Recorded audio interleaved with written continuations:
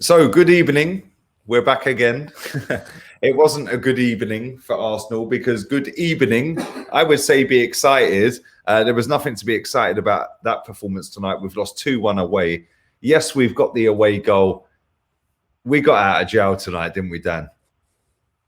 1/5, Francis Coquelin, Etienne Capoue, and Raul Albiol have just beaten us 2-1 because we are a clueless team because of our clueless clown as a manager.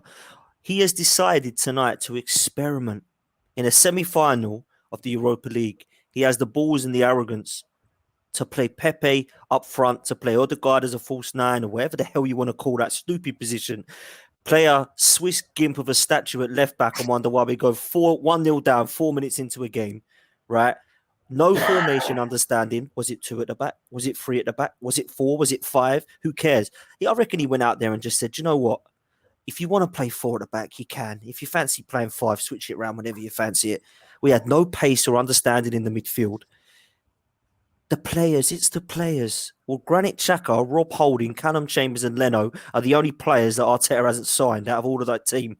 So if you don't think that they're all trusted in, yeah, so like the Sackers and Smith Rowe that he's obviously brought through, apparently has made amazing, even though Emery brought them both through. I am so done with blaming the players. I'm so done with that, yeah, I'm done with it.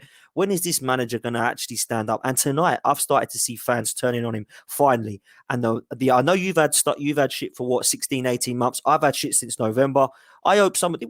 I don't even want apologies. I just want you to understand what I've been watching since November, because that is what I've been watching since November.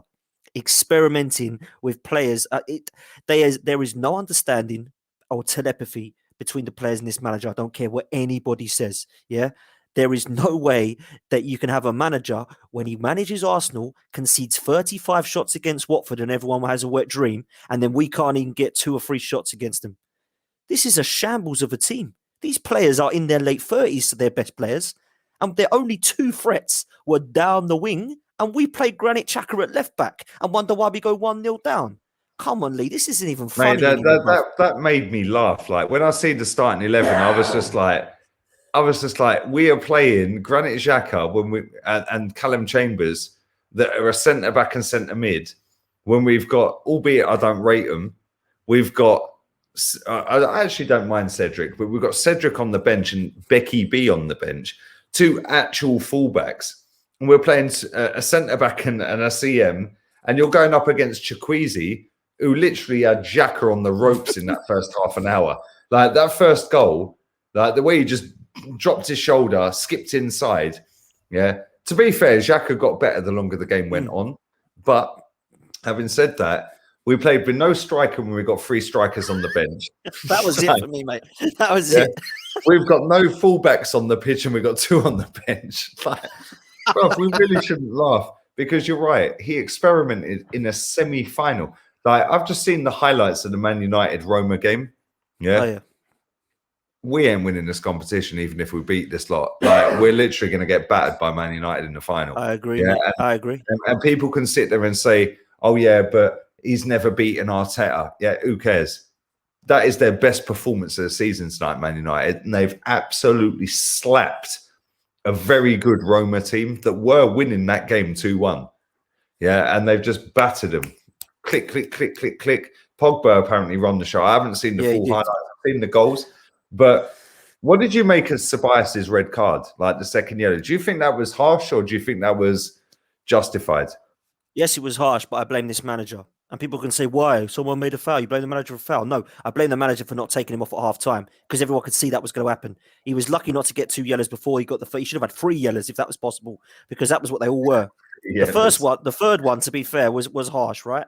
But I'm looking at the situation and I'm thinking, he's got to come off. He won't come back on the second half. And what does he do? And then we go down to 10 men and he's still sitting there. No subs, No, we don't want to make a sub yet. Mate, that was outstanding. Like, I'm thinking, like, we've gone down to 10 men and you have not instantly just gone bang. Yeah.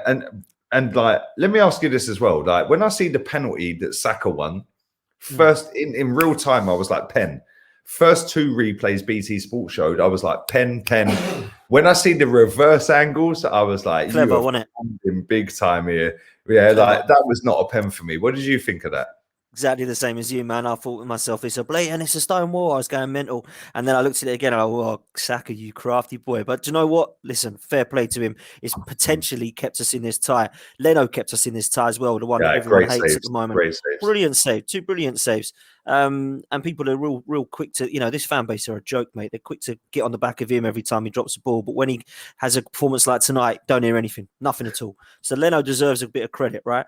But when I look at the team, I go through the team, Lee, and you cannot sit there and tell me that this team, that the players are to blame here when everybody loves this manager. Because if they do not want these players that they keep saying are not good enough, you can't want the manager because he's either signed them all, brought them all through, or give them a contract extension.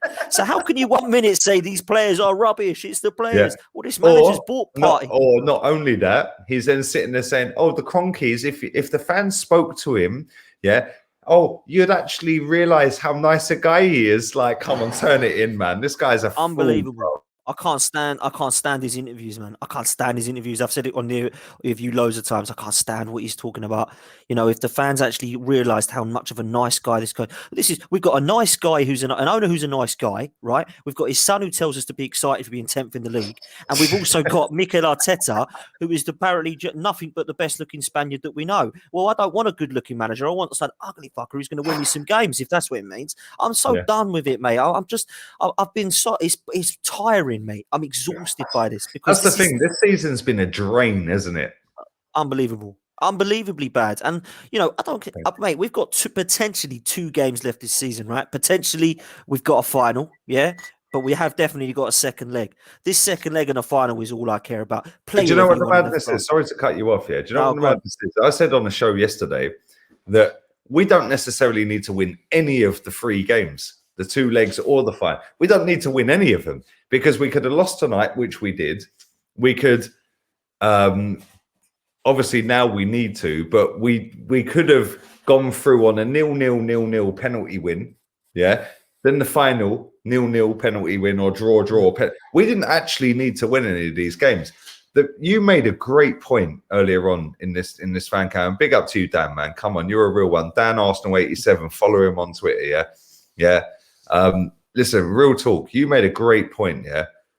When we went down to 10 men, this guy never changed anything. Like, that in itself. Don't forget about don't worry about the fact we had no fullbacks or no strikers when we've got them all sat on the bench. Like, don't worry about that. We went down to 10 men. Any manager on the planet would have said, "Yo, get up, you're on," and change formation. The only thing I will say is Unai Emery kind of did an Unai Emery tonight. He took off the Alcazar and brought on Coughlin. I think was it Coughlin he brought on? Yeah, it was Coughlin. Yeah, and he brought on Coughlin. That was classic Unai. Yeah, I underappreciated Unai, but that was classic Unai because we were there for a pasting tonight. When we went down to 10 men, it should have been 4 or 5-0. Should have been, because we were there for the taking. And I think that's why the players in Villarreal came off in mourning, because I think they realised they've just potentially lost one of the best chances they've got to get into a final. Now, don't get me wrong. Everyone said 1-0 job at the Emirates and we're done. When was the last time we won 1-0? Because all we do is lose 1-0 at the Emirates, yeah? That's all I've seen us do. 8 times I've seen us lose 1-0. When was the last time we won at the Emirates? Unbelievable, bro, isn't it? It is unbelievable. But Lee, listen, it is one of those. Big up to you for coming on, man. Thanks again, man. Listen, I know you're a busy guy. Listen, podcast tomorrow if you're around, 5 p.m. Just text me, let me know. I know you're busy. And thank you again, man. Appreciate it. Take care, man.